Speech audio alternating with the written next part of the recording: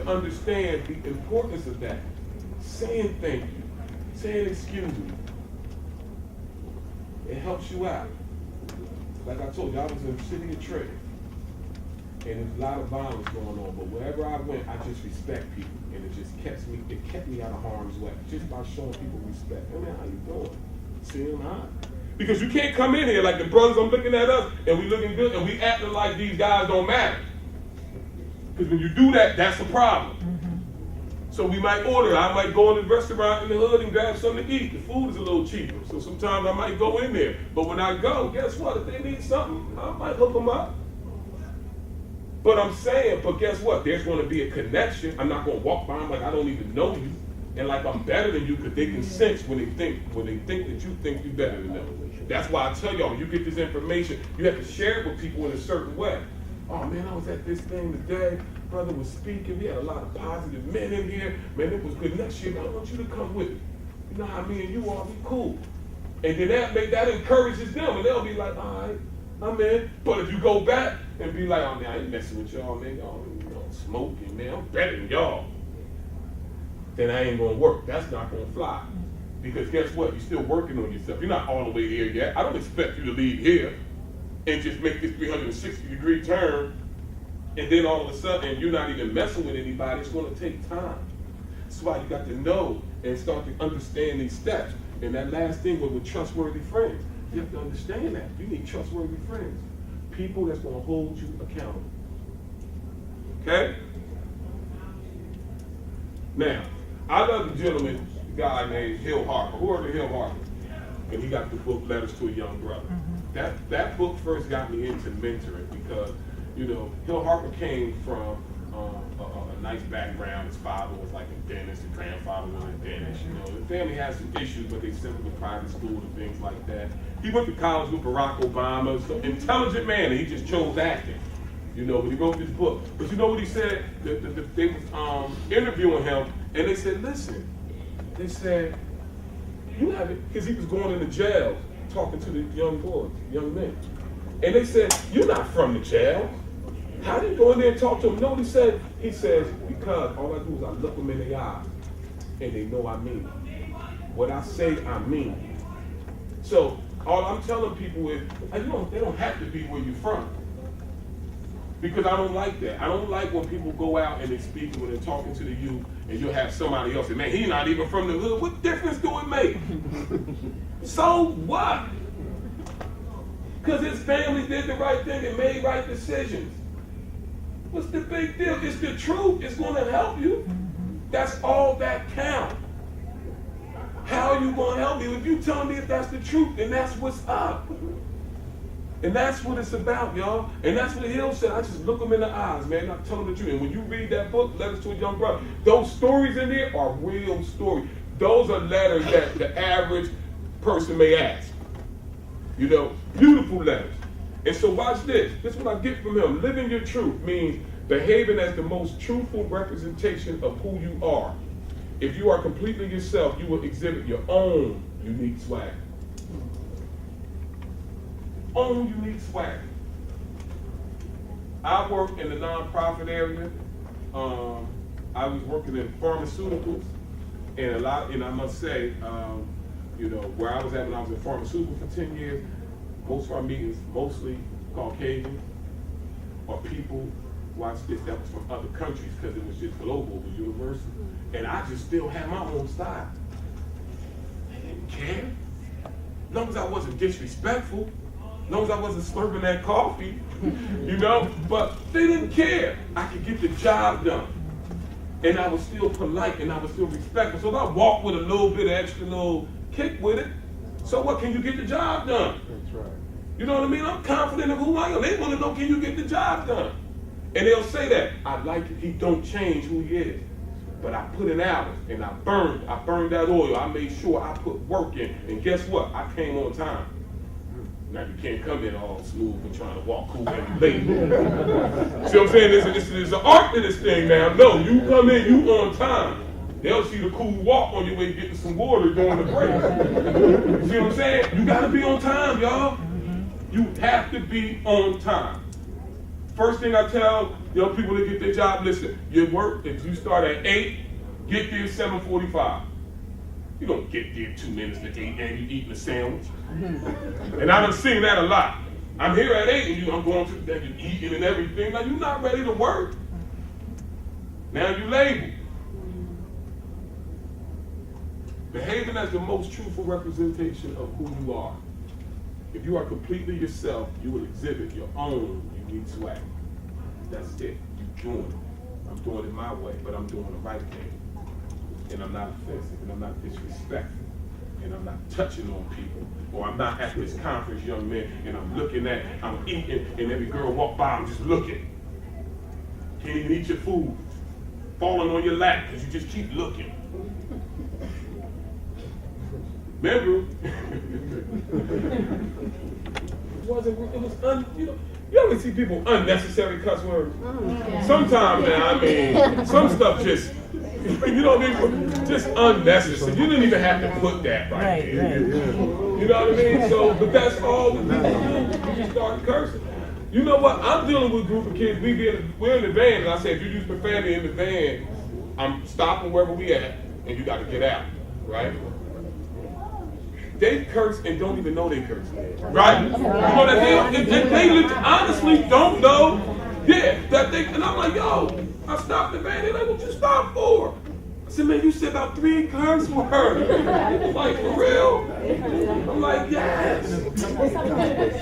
Now you go on a job interview because you know what happens when they start to get hyped. They just start cursing. So now you can't have a hyped conversation. So you can be somewhere interviewing and they set you up, and that's what I do now. We got internship. I start setting them up in conversation. Talk about basketball, football, or maybe a team, sorry. And just watch when they get hyped in their conversation, they start cursing.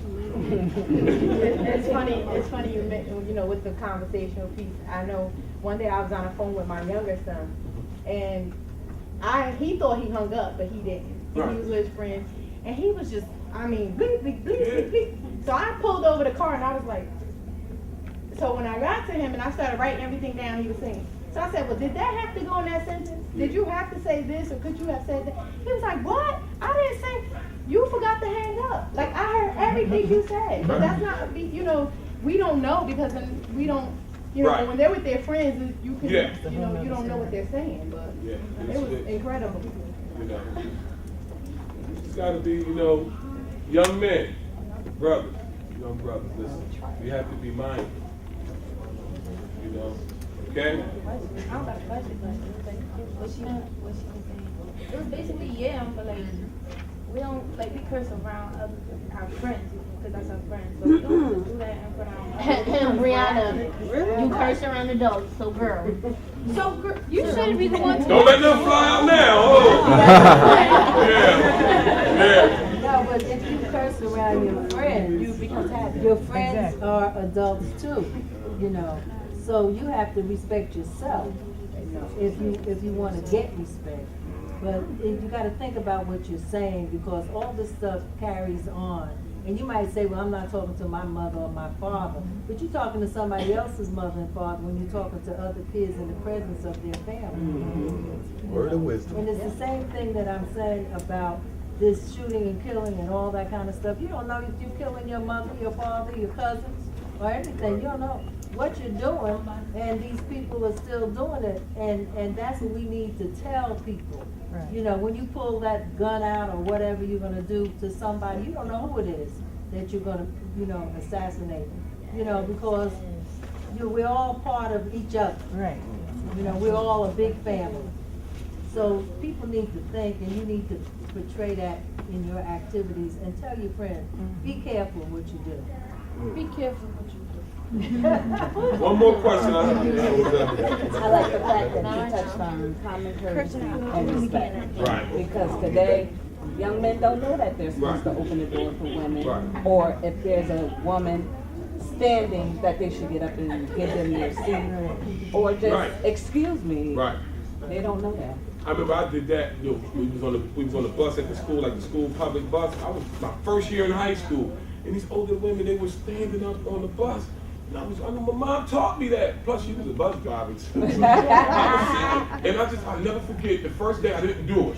Then the second day, and they smoke weed and all in the back. And then the second day, I said, man, we want to have a seat. Right. And she was like, first her mouth dropped, and she said, sure.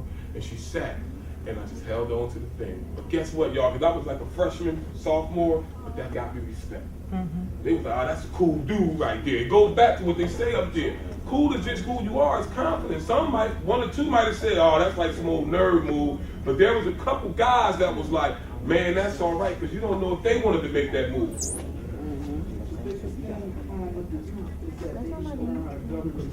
Yeah. You know, like when the dog's not around or the authority figure not around, they need to learn how to say, we're not supposed to do that. Right. So when they can learn how to do that, everything will work out a lot better. Yeah. Self-control. And common courtesy is contagious. Yes. And this is just a pet peeve of mine, but the young men with their pants down below their, it's just, that's not cool. And it's very disrespectful. Yes. That's a problem. You can't go to a job interview with your pants down like that. Who wants to see that?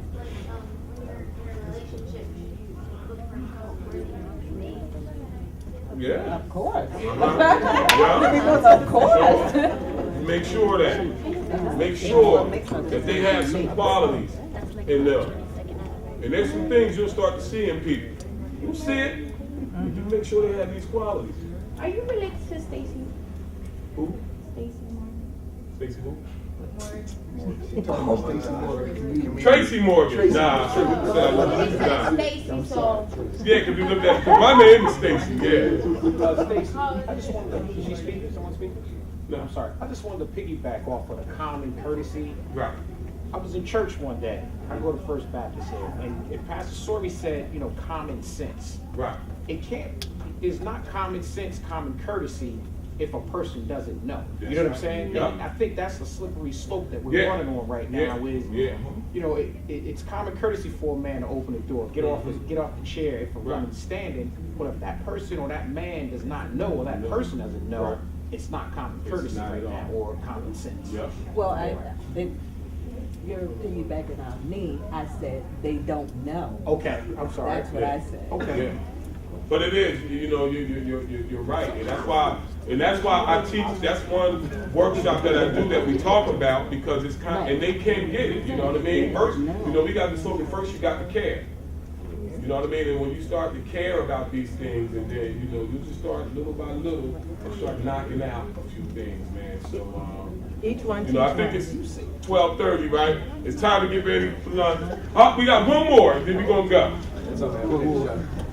Actually, piggyback on both of them. Like a lot of people, you know what I mean? Like you said, they don't know these things like common courtesy. And this goes back to something you were saying earlier when you talk about common courtesy and respect. Like when somebody tells you something, you know what I mean? Look at the message, not the message. Right. You know what I mean? Like just because that person's doing the same thing wrong, or affecting you on it, still like stay focused on you. Yep. You're doing it to better yourself. And if you see someone struggling, they may not know, so help them out, pull them up. That's good. Just make them aware. This way they have the power to make the choice. Right. Whether to do the right or wrong thing. So at least they know what's available. Yeah. Makes sense, y'all. Thank you, brother.